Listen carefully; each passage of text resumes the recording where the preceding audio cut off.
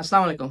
আশা করি সবাই ভালো আছেন। অনেকদিন পর একটা ভিডিও নিয়ে আসলাম। ইনশাআল্লাহ এখন থেকে ভিডিও রেগুলারলি আপলোড করব। বেসিক্যালি কালকে আমি এশিয়া কাপের বাংলাদেশের একটা ইম্পোর্টেন্ট ম্যাচ ছিল। আপনারা জানেন এটা আসলে এশিয়া কাপে টিকে থাকার জন্য লড়াইটা ছিল। So basically Bangladesh versus Afghanistan এই ম্যাচটা নিয়ে কথা বলব। প্রথম কথা হচ্ছে আ বাংলাদেশ এশিয়া কাপে যাওয়ার আগে আমরা জানি পাকিস্তানের সাথে একটা সিরিজ খেলেছে, দেন নেদারল্যান্ডসের সাথে একটা সিরিজ খেলেছে। হয়তোবা প্রিপারেশনটা আমি বলব একটা বড় টিমের সাথে খেলেছে পাকিস্তান এবং একটা ছোট টিমের সাথে খেলেছে। ইয়েস, এখন তার আগে শ্রীলঙ্কার সাথে খেলে এসছে। আমি বলব না যে প্রিপারেশন খুব খারাপ ছিল, বাট আমি মনে করি এশিয়া কাপের জন্য যে প্রিপারেশনটা ছিল সেটার জন্য আমার কাছে মনে হচ্ছে না এর থেকে ভালো প্রিপারেশন আর কিছু বাংলাদেশের দরকার ছিল। ছোট টিম আর বড় টিমের মধ্যে আসলে কথাটা এইভাবে আমরা ভেদাভেদ না করে, বিকজ আমি কয়েকদিন ধরে দেখছি অনেকেই ভিডিও বানাচ্ছে বাংলাদেশ টিমকে নিয়ে। ম্যাক্সিমামই আসলে বাংলাদেশের লোকেরা তো আসলে ভিউয়াররা একটু নেগেটিভ ভিডিওস দেখতে পছন্দ করে, হয়তো বা সেই কারণে অনেকে নেগেটিভ কথা বলছে। বাট আপনি যদি আমাকে পার্সোনালি জিজ্ঞেস করেন, আমার কাছে মনে হয় না যে বাংলাদেশের প্রিপারেশন খুব খারাপ ছিল টুয়ার্ডস এশিয়া কাপে যাওয়ার আগে। আহ, অবশ্যই আমি বলবো প্রথম খেলাটা যেটা হংকং এর সাথে ছিল, আমার কাছে মনে হয়নি যে বাংলাদেশ খুব খারাপ খেলেছে। ইয়াস, আপনি যদি ব্যাটিংটা দেখেন, ব্যাটিংটা খুব স্লো ছিল, বাট আপনি যদি ওভারঅল এখন পর্যন্ত এশিয়া কাপটা দেখেন, এখন পর্যন্ত এশিয়া কাপে যারা সেকেন্ড ব্যাটিং করছে বা যারা চেইসে যাচ্ছে তারা কিন্তু একটু ডিফিকাল্ট টাইম ফেস করছে। হ্যাঁ, আপনি যদি ছোট্ট স্কোরগুলোকে দেখেন সেগুলোকে আমি আসলে কাউন্ট করছি না, বিকজ ইন্ডিয়া খুব তাড়াতাড়ি জিতেছে। এগুলো নিয়ে আসলে আমি আর কথা বলতে চাই না, বিকজ টিম ওয়াইজ যদি আমি কথা বলি সেক্ষেত্রে ইন্ডিয়া আমার কাছে মনে হয়েছে এই টুর্নামেন্ট কেন এখন ওয়ার্ল্ড ক্রিকেটে one of the best team ধরা হয়। যে ফর্মেটই আপনি যান, ওয়ান ডে বলেন, টেস্ট বলেন বা টি-20 বলেন, সো আমি ওই টিম নিয়ে কোনো কথা বলবো না। আমার কাছে মনে হয়েছে যেটা নিয়ে আমি কথাই বলতে চাচ্ছি ফার্স্টে, সেটা হচ্ছে বাংলাদেশ টিমের preparation was not up to the mark. এটা নিয়ে আমি কোনো কথাই বলবো না, বিকজ আমার কাছে মনে হয়েছে ওয়াজ আপ টু দ্য মার্ক। প্রত্যেকটা প্লেয়ার ওয়াজ বলবো খুব ভালো কন্ডিশনে ছিল এবং তারা প্রিপেয়ার ছিল। হংকং এর সাথে ইয়াস আমরা চেস করতে গিয়ে একটু স্লো ব্যাটিং করেছি, বাট ওই স্লো ব্যাটিংটাই কিন্তু তখন দরকার ছিল। কন্ডিশনের উপর ডিপেন্ড করে অনেক সময় অনেক ব্যাটসম্যানদের অনেক সময় অনেক কিছু করতে হয়, এবং আমার কাছে মনে হয়েছে লিটন দাস সেই কাজটাই হংকং এর সাথে করেছে অ্যাজ আ ক্যাপ্টেন বলেন। এরপর শ্রীলঙ্কার সাথে ম্যাচটা আমি যদি গতকালকেও বলি এবং শ্রীলঙ্কার সাথেও যদি ম্যাচে বলি, দুইটা টিমই এত দুর্দান্ত বোলিং করেছে। এখানে যদি আমি আমি আপনাদেরকে ওপেনলি বলতে চাই যে যদি আমাদের এগেনস্টে, যদি আজকে ওদের এগেনস্টে বেসিক্যালি যদি ইন্ডিয়া থাকতো বা পাকিস্তান থাকতো, আমার মনে হয় তারাও এরকম স্ট্রাগল করতো। আপনি কালকে যদি আফগানিস্তানের বোলিং দেখেন, আফগানিস্তানের বোলিং ওয়াজ একজন ছাড়া, গাজনফর ছাড়া আমার কাছে মনে হয় না কেউ স্ট্রাগল করেছে। সবাই এসছে, সবাই ভালো জায়গায় বল করেছে এবং খুব ভালো বোলিং করছে। Same goes with Sri Lanka as well. Sri Lanka যে ধরনের বোলিং করেছে বাংলাদেশের সাথে, দুই একটা ব্যাটসম্যানের ভুল ছাড়া বাংলাদেশের বাকি 6-7 জন যারাই ব্যাটিং করেছে আমার কাছে মনে হয়নি কেউ এক ফোঁটাও ভুল খেলেছে বা ভুল শট খেলেছে। অনেক ভালো বোলিং করেছে, specially in death ওভার্স। Starting from 16 to 20th over Sri Lanka যে বোলিংটা করেছে, আপনি যদি খেয়াল করে দেখেন 60 থেকে 70% বল ওয়াজ আপনার ইয়র্কার ছিল এবং ডেড এন্ডে ছিল, যেখান থেকে ব্যাটসম্যানদের আসলে খুব বেশি কিছু করার থাকে না যদি আপনি টেকনিক্যালি খুব ভালো সাউন্ড না হন। হ্যাঁ, জাকির আলী অনেক অনেক ভালো সাপোর্ট দিয়েছে, ও he tried a lot, but সত্যি কথা বাংলাদেশের প্রিপারেশন নিয়ে বা বাংলাদেশ টিম এখন পর্যন্ত যা ক্রিকেট খেলছে, খারাপ ক্রিকেট খেলছে না। আমি এটা আবার বলি, বাংলাদেশ টিম খারাপ ক্রিকেট খেলছে না। অপোনেন্ট খুব ভালো বোলিং করছে দেখে আমরা মনে হচ্ছে, এই যে গতকালকে 154 করেছে এবং তার আগের দিনও যে রান করেছে, এগুলো কিন্তু ছোট রান এই মাঠের জন্য কাউন্ট করা না। আপনি মাঠের বিবেচনা যদি করেন বা আপনি কন্ডিশনের বিবেচনা করেন, এই মাঠে outfield is very slow.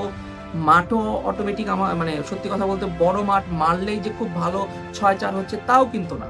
So সবকিছু বিবেচনা করে আমি বলি বাংলাদেশ টিম এখন পর্যন্ত খারাপ খেলছে না। সো কালকে যেটা বলছিলাম বাংলাদেশ টিমের ব্যাটিং থেকে শুরু করে আমার কাছে ইয়েস, সাইফ হাসানের স্টার্টিংটা ওয়াজ শেকি, বাট ও অ্যাডাপ্ট করে নিয়েছে। হ্যাঁ, ও হয়তো বা লাস্টের দিকে যখন সে আউট হয়েছে অনেকগুলো বল সে নষ্ট করেছে।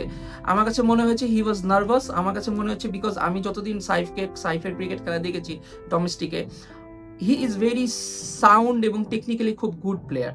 সো ওর কালকে ব্যাটিংটা ওর আউট অফ দ্য বক্স ও ব্যাটিং করেছে, যার জন্য কিছু বল ও নষ্ট করেছে, but he tried. He tried, এবং ইভেনচুয়ালি ওর স্টার্টিংটা কিন্তু তানজিদ তামিমকে খুব হেল্প করেছে। তানজিদ তামিম কিন্তু সময় পেয়েছে এবং সে ওই সময়টাকে কাজে লাগিয়েছে এবং একটা ভালো ইনিংস কালকে উপহার করেছে। তানজিদ তামিমের কথা না বললেই না, তানজিদ তামিম আসলেই খুব ভালো ব্যাটিং করেছে। ও চেষ্টা করেছে লাস্ট পর্যন্ত খেলা, বাট লাস্টে ও একটা ব্যাট শট খেলে আউট হয়েছে। বাট ও যদি থাকতো ক্রিজে, হি ওয়াজ সেট, আমার মনে হয় রানটা হয়তো বা আরো বেশি হতো। যদি আমি ওভারঅল বলি, তহিদ হৃদয়কে নিয়ে অনেকে অনেক কথা বলছে, বাট তহিদ হৃদয় কিন্তু আমার কাছে মনে হচ্ছে ওর ব্যাটিং দেখে, ও যে মাঝখানে যে স্ট্রাগলটা করেছে পাকিস্তান সিরিজ বা নেদারল্যান্ডের সাথে, ইভেন শ্রীলঙ্কার সাথেও, আমার কাছে ওই স্ট্রাগল থেকেও কিন্তু ও অনেকখানি বের হয়ে এসছে। ওর কিন্তু ব্যাটিং যদি আপনি টেকনিক্যালি দেখেন বা একটু যদি মনোযোগ দিয়ে দেখেন, যদি ক্রিকেট বোঝেন, ও কিন্তু আউট অফ টাচ না, হি ইজ ভেরি গুড। ও এখন ভালো টাচে আবার আছে এবং সে রান করছে। ওর কন্ট্রিবিউশনটাও কালকে খুব ইম্পর্টেন্ট ছিল। এরপর যদি আপনি বলেন, হ্যাঁ, আমার কাছে মনে হয়েছে, আমি ঘুরে ফিরে এক কথাই বলবো যে আফগানিস্তানি বোলিং ওয়াজ মানে ছিল, একদম গ্রেডে ছিল। এখানে আসলে আর মানে বলারও আর কিছু থাকে না। এখন আমরা সবাই ওয়েট করছি বেসিক্যালি শ্রীলঙ্কার সাথে আফগানিস্তানের খেলার। তার আগে না বললেই না, কালকে কিন্তু নুরুল হাসান সোহানের কন্ট্রিবিউশনটা যতটুকু পেয়েছে ব্যাটিং এ, আমার কাছে মনে হচ্ছে ওইটাকে সে একদম প্রপারলি ইউজ করেছে। এবং স্পেশালি নুরুল হাসান সোহানের যে রান আউটটা, আনবিলিভেবল স্টপ ছিল, এবং ওখান থেকে সুন্দর একটা just up to the wicket কিপারের উপরে মানে উইকেটের উপরে থ্রোটা ছিল, এবং পারফেক্ট মানে ফিল্ডিং এর পারফেক্ট একটা এক্সাম্পল ছিল। এবং ওই সময় ওই রান আউটটা ওয়াজ ভেরি ক্রুশাল। এবং ডেফিনেটলি মুস্তাফিজুর রহমানের রাশিদ খান কিন্তু খুব একটা মানে জেতার পর্যায়ে নিয়ে যাচ্ছিল। সো মুস্তাফিজের ওই রাশিদ খানের উইকেটটাও খুব ইম্পর্টেন্ট ছিল। আমার কাছে মনে হচ্ছে কালকে ওভারঅল প্যাকেজে যদি আপনি আমাকে বলেন বাংলাদেশ ওয়াজ আপ টু দ্য মার্ক। কোনো ধরনের ওদের মধ্যে ঘাটতি নেই, কনফিডেন্সেরও কোনো ঘাটতি নেই। দেখেন, Bangladesh, this is Bangladesh cricket. আপনাদেরকে এই বাংলাদেশ ক্রিকেটকে একসেপ্ট করতে হবে, বিকজ এর থেকে বাইরে আপনি কোনো কিছু ওদের কাছ থেকে আমাদের আশা করাটাও ঠিক না। বিকজ ঘুরে ফিরে কিন্তু একটা কথাই আমি সবসময় বলি, বাংলাদেশ ক্রিকেটকে যদি বাঁচাতে হয় তাহলে বাংলাদেশ ক্রিকেট নিয়ে চিন্তা করতে হবে রাদার দেন প্লেয়ার্স। আমরা কিন্তু ম্যাক্সিমাম সিনিয়র প্লেয়ার্সরা যারা এখন বোর্ডে ঢুকতে চাচ্ছে বা বোর্ডে আছে বা যারাই আছে, তারা সবসময় প্লেয়ারদেরকে নিয়ে কথা হয়, বাংলাদেশ ক্রিকেটকে নিয়ে কথা বলে না। এইটাই আমার কাছে খুব একটু অ্যালার্মিং লাগে সবসময়, যে ভাই আপনারা যারাই আসছেন, বোর্ড প্রেসিডেন্ট হয়ে যারা আসবেন বা যারা বোর্ডে কাজ করবেন, দয়া করে প্লেয়ারদেরকে নিয়ে বা প্লেয়ারদেরকে অতখানি ব্যাকআপ না করে আপনারা বাংলাদেশ ক্রিকেটকে নিয়ে চিন্তা করেন। অবশ্যই প্লেয়াররা একটা vital part, because Bangladesh cricket নিয়ে চিন্তা করলে প্লেয়ারদেরকে নিয়ে চিন্তা করতে হবে। প্লেয়ারদেরকে নিয়ে যদি চিন্তা করতে হয় তাহলে ওদের সাবস্টিটিউটস আপনাকে রেডি করতে হবে, আপনাকে বেঞ্চে ভালো প্লেয়ার রেডি করতে হবে, আপনার ডোমেস্টিক ক্রিকেটকে আরো এনরিচ করতে হবে, আপনার ডোমেস্টিক ক্রিকেটে প্রচুর টুর্নামেন্ট আনতে হবে, প্লেয়ারদের পেমেন্টটাকে বাড়াতে হবে, প্লেয়াররা পেমেন্ট যেন ঠিকমতো পাচ্ছে নাকি সেটাকে মাথায় রাখতে হবে। এবং তার থেকে বড় ইম্পর্টেন্ট হচ্ছে, যেগুলো ইন্টারন্যাশনাল পর্যায়ে টুর্নামেন্ট হয়, ওই টুর্নামেন্টগুলোতে ভালো মানে প্লেয়ার আনতে হবে এবং ভালো কন্ডিশন দিতে হবে। বিপিএল একসময় অনেক ভালো করতো, আমরা গ্র্যাজুয়ালি ডে বাই ডে আমরা দেখেছি বিপিএল আসলে নিচের দিকেই যাচ্ছে। বাট আই হোপ এবার বিপিএল যদি হয়ে থাকে, হবে ইনশাল্লাহ, যদি তাহলে আরো ভালো মতো হবে, তো যেখান থেকে অনেক প্লেয়াররা উঠে আসবে। আজকে সাইফ উঠে আসছে, আজকে তামিম উঠে আসছে, আজকে আপনি তানজিদ সাকিব উঠে আসছে, সবাই কিন্তু ওই প্রসেস দিয়ে উঠে আসছে। তো আমি বলবো না বাংলাদেশ ক্রিকেট বোর্ডে হয়তো বা প্রসেসও নেই, ইয়েস, এতদিন হয়তো বা প্রসেসটাকে আমরা দেখছি না, বাট প্লেয়ার কিন্তু উঠে আসছে, একদমই যে উঠে আসছে না তা না, বাট আরো প্লেয়ার উঠে আসতে হবে। সো ওভারঅল যদি আমি চিন্তা করি, বাংলাদেশ ক্রিকেট এখন পর্যন্ত আমার কাছে মনে হয় রাইট ওয়েতেই আছে। কিছু তো নেগলেন্সি আছে, কিছু তো নেগেটিভ ব্যাপার এখনো রয়ে গেছে, বোর্ডের কর্মকর্তার থেকে শুরু করে প্লেয়ারদের থেকে শুরু করে সবকিছুই। বাট আমার কথা একটাই থাকবে যে ভাই, আপনাদের রিজিক ইজ ফিক্সড। আপনি বোর্ডের কর্মকর্তা হন, প্লেয়ার হন, আর যেই হয়ে থাকেন, আপনাদের রিজিক ইজ ফিক্সড। যদি আপনি মনে করেন যে আপনি বাংলাদেশ ক্রিকেট টিমের জন্য ঠিক না বা আপনি পারফর্ম করতে পারছেন না, আপনি সদ ইচ্ছে ওই জায়গাটা ছেড়ে দেন। হয়তো বা আপনার পরে যে প্লেয়ারটা আছে বা যে প্লেয়ারটা ঢুকবে, সে প্লেয়ারটা হয়তো বা পারফর্ম করে বাংলাদেশের জন্য ভালো করবে। সো এইটাও আপনাদের মাথায় রাখতে হবে। নিজেদের প্লেয়ারদেরকে কোয়েশ্চেন করতে হবে, আয়নার সামনে দাঁড়াতে হবে যে না, আমি কোচের চয়েস হব না, আমি ক্যাপ্টেনের চয়েস হব না, আমি নিজের যোগ্যতায় ন্যাশনাল টিমে খেলবো, পারফর্ম করব, খেলবো, পারফর্ম করতে পারবো না, আমি সদিচ্ছা সরে যাব, ডোমেস্টিকে যাব, বা আমার লোকাল কোচের কাছে আবার ফেরত যাব, টেকনিক্যালি আমি আবার ঠিক কাজ করব, বা ওখানে আমি কাজ করব, দেন আমি ঘরোয়া ক্রিকেটে আবার ফিরবো, ওখানে রান করব, আবার আমি আসবো। বা এইভাবে একটা প্রসেসে একটা প্লেয়াররা, কিন্তু বড় বড় প্লেয়াররা যে মানে ব্রেক নিয়েছে, যখন তাদের একটা ব্যাট প্যাচ গেছে, তারা কিন্তু আস্তে করে আবার ফেরত এসছে।